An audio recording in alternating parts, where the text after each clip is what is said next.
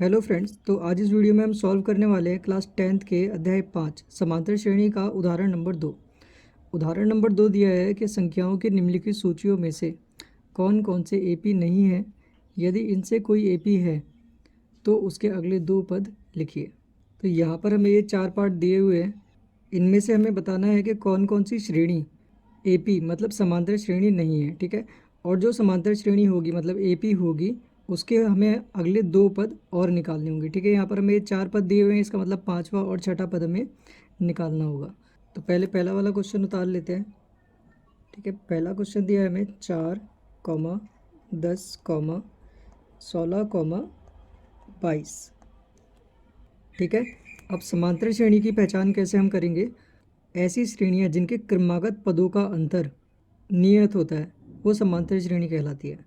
नियत का मतलब हुआ कोई एक ही नंबर होना चाहिए जो उसमें प्लस होता जा रहा है और आगे वाले पद में से पहले वाले पद को माइनस करने पर वही नंबर हमें मिल जाए। जैसे एग्जांपल में हम यहाँ पर ले लेते हैं, एक एग्जांपल में मान लेते हैं वो अंतर 2 है, ठीक है। तो यहाँ पर हम एक कोई भी नंबर ले लेते हैं, जैसे 3 से या 4 से कोई भी पहला नंबर ले लेते हैं हम, ठीक है। तो हम यहाँ पे ले लेते हैं 3। तो 3 में अगर हम 2 को प्लस करेंगे तो कितना आएगा, 5 आएगा, ठीक है। तो हमने क्या किया, यहाँ पर इस 2 को प्लस किया। तो ये वो नंबर है, कॉमन नंबर जो नियत है, ठीक है। अब 5 में 2 को प्लस करेंगे तो अगला पद मिल जाएगा। अब 7 में 2 को प्लस करेंगे तो अगला पद मिल जाएगा। तो ये जो हमें यहाँ पर श्रेणी मिल रही है ये एक समांतर श्रेणी है। क्यों? क्योंकि इसके बीच का जो अंतर है वो नियत है। मतलब क्या है, यहाँ पर सबका जो मान है वो 2 ही आएगा। तो वो कैसे निकलेगा, आगे वाले पद में से पहले वाले पद को माइनस कर देंगे तो हमें ये अंतर मिल जाएगा, ठीक है, जिसको हम बोलते हैं सार्वंतर। 7 में से 5 को माइनस करेंगे 2, 9 में से 7 को माइनस करेंगे 2। अगर ये अंतर कहीं भी चेंज मिलता है तो वो समांतर श्रेणी नहीं होगी, ठीक है। तो आगे ये जितने भी नंबर जाएंगे सब में 2 2 प्लस होता जाएगा, तो ये एक समांतर श्रेणी होगी, ठीक है। तो अब इसे हम सॉल्व करते हैं। यहाँ पे पहला वाला जो पद होता है इसको हम बोलते हैं A1, दूसरे वाले पद को A2, तीसरे वाले पद को A3 और चौथे वाले पद को A4। ऐसे ही 5वां पद होगा A5, छठा पद A6, ठीक है। ऐसे ही चलता रहेगा। तो यहाँ पे A1 का मान हमें मिल गया 4, तो A1 बराबर 4, ठीक है। A2 बराबर 10, A3 बराबर 16 और A4 बराबर 22, ठीक है। अब निकाल लेते हैं इसका सार्वंतर। ये जो बीच वाला गैप होता है इसको हम बोलते हैं सार्वंतर। इससे ही हमें पता चलता है कि ये एपी है या नहीं है, ये बराबर आनी चाहिए, ठीक है। सार्वंतर कैसे निकलता है, आगे वाले पद में से पहले वाले पद को माइनस करके। मतलब D equals to A2 minus A1, दूसरे वाले पद में से पहले पद को माइनस कर दिया। अब A3 माइनस A2, ऐसे ही A4 माइनस A3, ठीक है। चौथे पद में से तीसरे पद को माइनस कर दिया।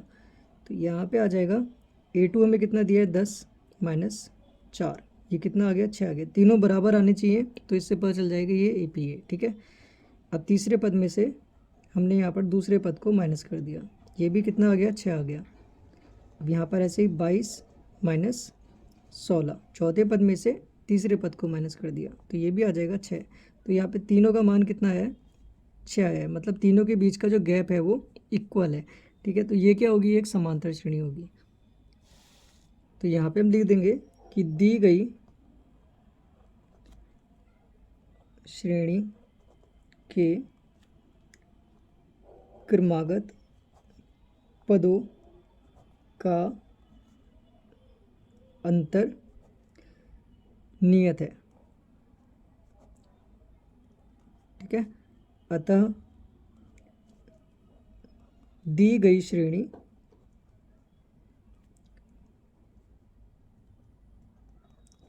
एक समांतर श्रेणी है। समांतर श्रेणी मतलब एपी है। अब हमें क्वेश्चन में दिया हुआ था कि यदि ये एपी है तो इसके अगले दो पद हमें निकालने होंगे, ठीक है। A4 तक हमें क्वेश्चन में दिया हुआ है, इसका मतलब हमें A5 निकालना है, ठीक है, और A6 निकालना है। तो यहाँ पे हमें जो 6 मिला है ये सार्वंतर मिला है। ये क्या है, ये इन सबके बीच का गैप है, ठीक है। इसका मतलब इतना इतना गैप इन नंबरों के बीच में है। जैसे 4 के बाद में जो 10 आया उसके बीच में कितना गैप होगा, 6 का गैप होगा। ये जो सार्वंतर है इतना ही गैप होता है, ठीक है।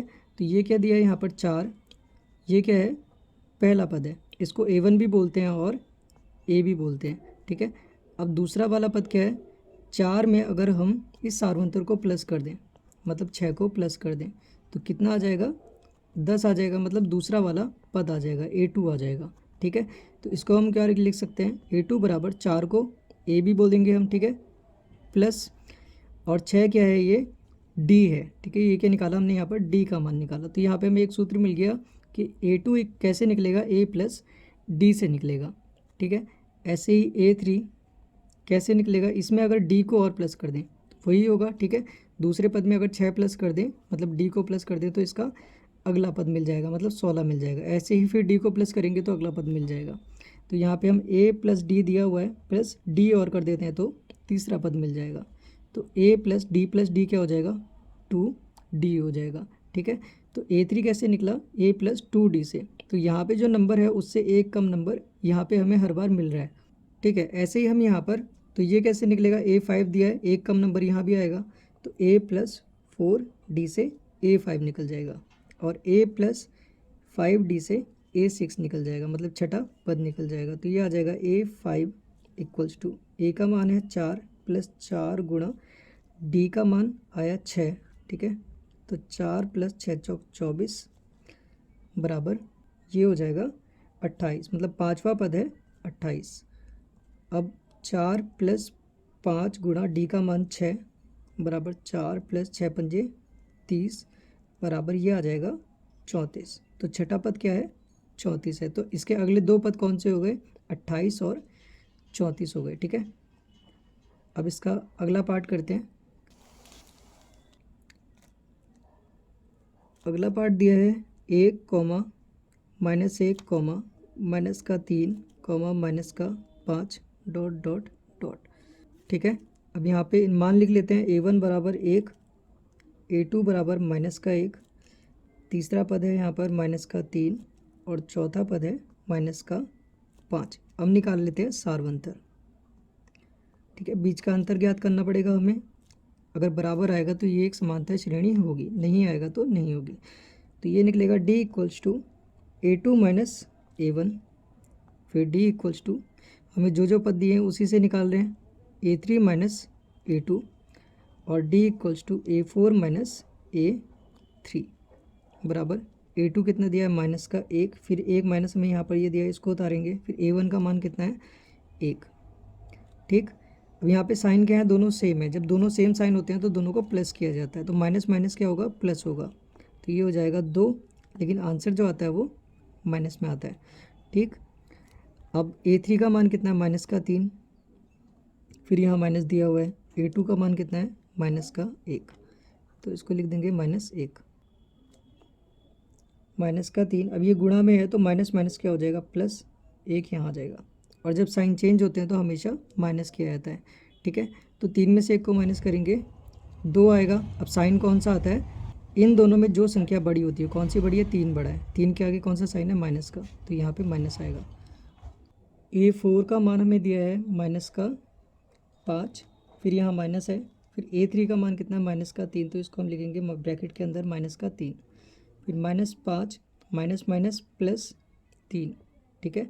ये भी दोनों साइन चेंज है। 5 में से 3 को माइनस करेंगे 2, संख्या कौन सी बड़ी है, 5 के आगे है माइनस, तो यहाँ आ जाएगा माइनस, ठीक है। तो यहाँ पे देखो तीनों का जो मान है वो बराबर आया है, तीनों का मान है -2। इसका मतलब ये जो AP है ये एक समांतर श्रेणी है, ठीक है। तो यहाँ पर भी हम वही लाइन लिख देंगे जो हमने पहले वाले क्वेश्चन में लिखी थी, ठीक है। तो यहाँ पे हम लिख देंगे, दी गई श्रेणी के क्रमागत पदों का अंतर नियत है, अतः दी गई श्रेणी एक समांतर श्रेणी है, ठीक है। समांतर श्रेणी होगी तो इसके अगले दो पद निकालेंगे। हमने पहले वाले क्वेश्चन में पढ़ लिया कि कैसे निकालने। तो A5 बराबर A प्लस 4D, ठीक है, और A6 बराबर A प्लस 5D।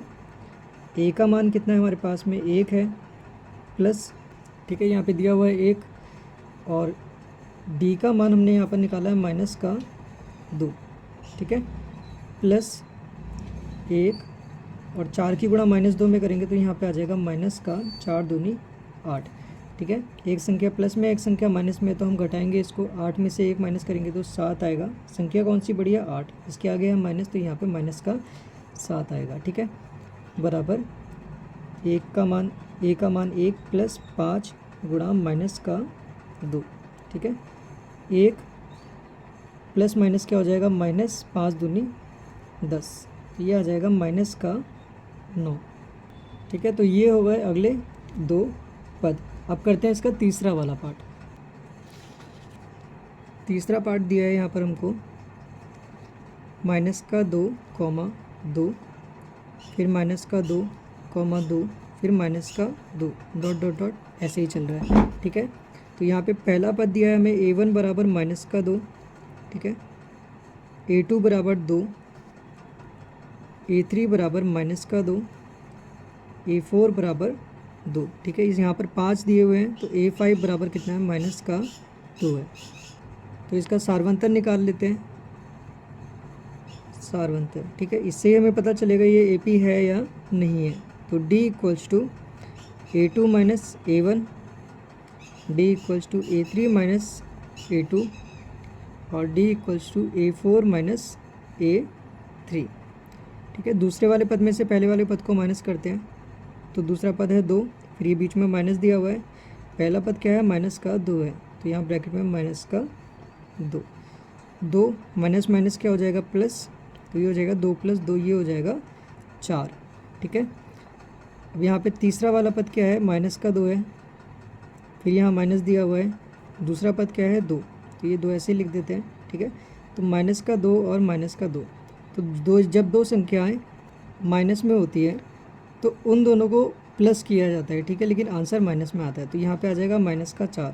तो हमें इसके आगे सॉल्व करने की ज़रूरत नहीं है, क्योंकि यहाँ पे हमें दिख गया कि एक संख्या प्लस में आई है और एक संख्या माइनस में आई है, लेकिन सारवंतर जो होता है वो दोनों का बराबर होना चाहिए, मतलब एक जैसा होना चाहिए। अगर नहीं होगा तो ये समांतर श्रेणी नहीं होगी, तो इसके अगले 2 पद भी हम नहीं निकालेंगे।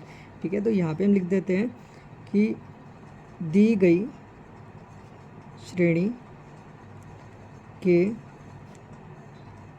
क्रमागत पदों का अंतर नियत या फिर समान लिख सकते हैं। ठीक है, नहीं है, अतः दी गई श्रेणी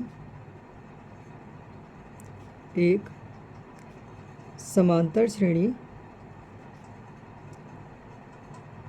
मतलब AP, ठीक है, नहीं है। अब चौथा वाला पार्ट करते हैं। चौथा पार्ट दिया है 1 comma 1 comma 1, 2 comma 2 comma 2, 3 comma 3 comma 3, dot dot dot चल रहा है। ठीक है, यहाँ पर ये हो गया A1, A2, A3, A4, A5, A6, A7, A8, A9, तो उतना ही यूज़ करेंगे हम, थोड़े बहुत नंबर यूज़ करेंगे। ठीक है, उससे हमें पता चल जाएगा कि AP में है या नहीं है। ठीक है, तो यहाँ पे हम 4 उतार लेते हैं। A1 बराबर 1, A2 बराबर 1, A3 बराबर 1, A4 बराबर 2, A5 बराबर 2। ठीक है, इतना ही उतार लेते हैं। अब निकाल लेते हैं इसका सारवंतर D। ठीक है, तो D बराबर A2 माइनस A1, D बराबर A3 माइनस A2 और D बराबर A4 माइनस A3। पहले 3 निकाल लेते हैं। ठीक है, दूसरे वाले पद में से पहले वाले पद को माइनस करेंगे तो ये आ जाएगा 0। तीसरे वाले पद में से दूसरे पद को माइनस करेंगे तो ये भी आ जाएगा 0, क्योंकि दोनों का मान क्या है, 1 1 है। अब चौथे वाले पद का मान है 2, ठीक है, और तीसरे वाले पद का मान है 1, तो यहाँ पे ये आ जाएगा 1।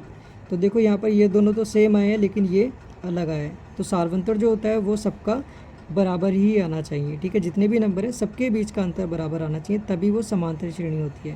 लेकिन यहाँ पे क्या मिल गया हमको, 1 मिल गया, तो ये और ये नंबर अलग अलग है। तो ये भी श्रेणी समांतर श्रेणी नहीं है, तो इसके भी हम आगे के 2 पद नहीं निकालेंगे। तो यहाँ पे भी हम वही लिख देंगे कि दी गई श्रेणी के क्रमागत पदों का अंतर नियत नहीं है। ठीक ठीक है। क्रमागत का मतलब होता है जो क्रम से होते हैं, जैसे एक के बाद ये वाला, इसके बाद ये वाला, बीच में से कोई गैप नहीं, जो क्रम से चल रहा हो। ठीक है, तो यहाँ पे हम लिख देते हैं नियत नहीं है, अतः दी गई श्रेणी एक समांतर श्रेणी, मतलब एपी नहीं है। ठीक है।